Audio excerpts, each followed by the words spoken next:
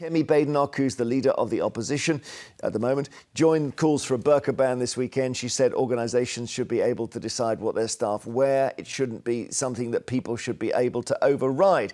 She also said she doesn't see people in her constituency's surgery if she can't see their face, and she says they have to remove coverings, whether they are in a burqa or a balaclava.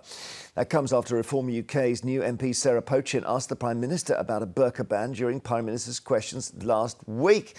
So I'll show you these are the three most common forms of Islamic headscarf. There we go. The hijab you can see here on the left covers the hair but shows the face. The niqab in the middle also covers the face except the eyes. And the burqa hides a lot more because it has a thin fabric or mesh over the eyes, and that's why people don't like it so much. Some people don't like it, I should say. So, Albie, you start. What do you think?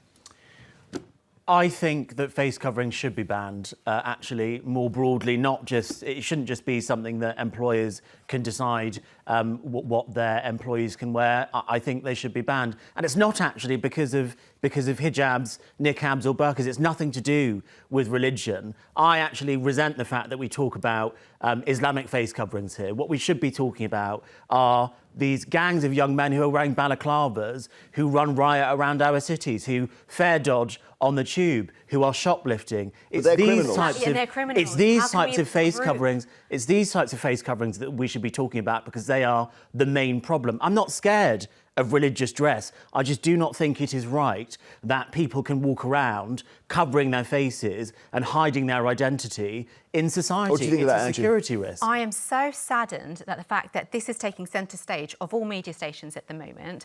We are going back in time. It's a misuse of our time. Let's think about the numbers that we're talking about. Burqas, the full facial body covering, which covers the eyes, are estimated, we don't know exact data points, but it looks from the most credible sources around 1 to 2% of Muslim female women. Not all women, not the population, 1 to 2%. And of that, we're now having a conversation about what employees think they should wear to work. So of those women who are working, who are financially independent, who are quite likely educated, we're talking handfuls of numbers. We maybe a few hundred.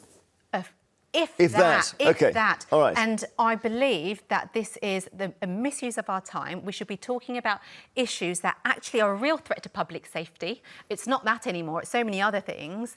And we should not be taking views of other people's interpretation of their faith. But Anju, that's why I make a point of not actually talking about niqabs and burqas when I talk about the need for face coverings to be banned. I mostly talk about balaclavas, and I resent the fact that the way Sarah Pochin... Why should people wear balaclavas if they're not involved in crime? Why should they be banned? Because I don't think it is right that you walk around in society hiding your identity. Well, hang on a minute. I've got very bad hay fever. I literally cycled through Hyde Park today, and I've now got a little snood that covers everything except my eyes on my bicycle. You're going to ban me from using that? I think that's quite different when people are wearing motorcycle... To avoid hay fever. When people are wearing motorcycle helmets, for example, when it is a safety issue, when you are cycling, when you are on a motorcycle. Of course, I'm not saying ban motorcycle helmets, but there are some scenarios where you've got to take your motorcycle helmet off. So we should be applying that to all face coverings. What has this got to do with the workplace, where we should be focused on productivity? We should be focused on the skills and the aptitude that you need. We should be focused on having clear, effective communication. How can you have clear, effective communication? How can you have clear, effective communication covering your face? Yeah, well, that is good. Let's talk to someone. Hang on. Let's just talk to the author of what's called Veiled Threat on Being Visibly Muslim in Britain. And this is Nadeine Asbali. Hello to you. Hi, thanks so much for having me. Not at all. Well, I've got the three main coverings here in front of me. So the burqa is the one that is the most covered. What do you think if an employer said, you don't wear the burqa, Nadeine, but if an employer said, I am not employing anyone who wears a burqa, would that be justified? Look, I think, to be honest, this is a complete non-issue that has been absolutely blown out of proportion. Like your panelist said, the proportion of Muslim women who cover their faces is so tiny anyway, let alone those who are in the workplace.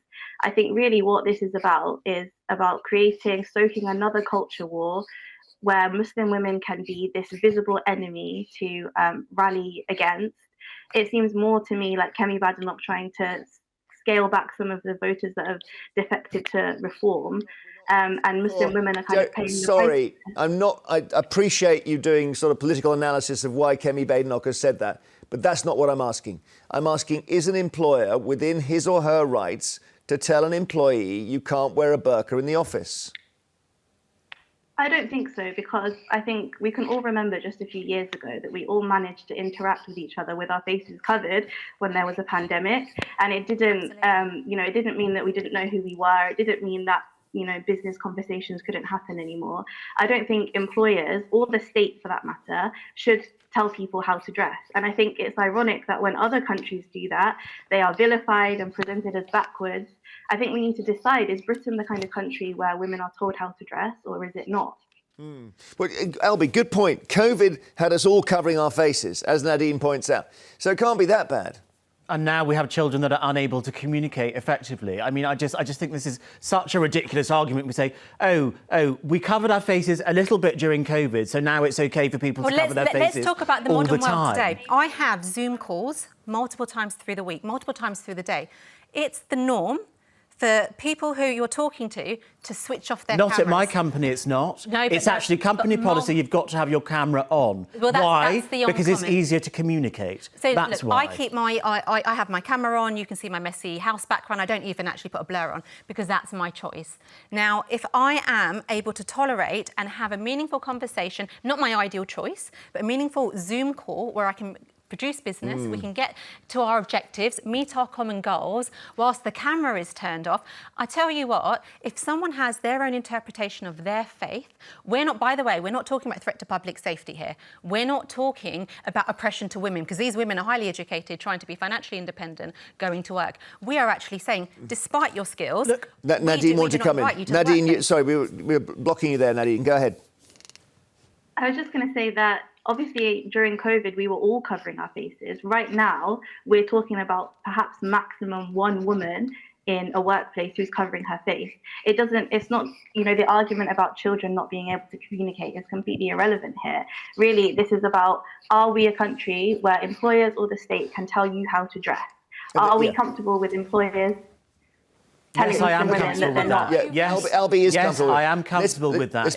I think it's a requirement in Western societies to show your face. That's the price of participation.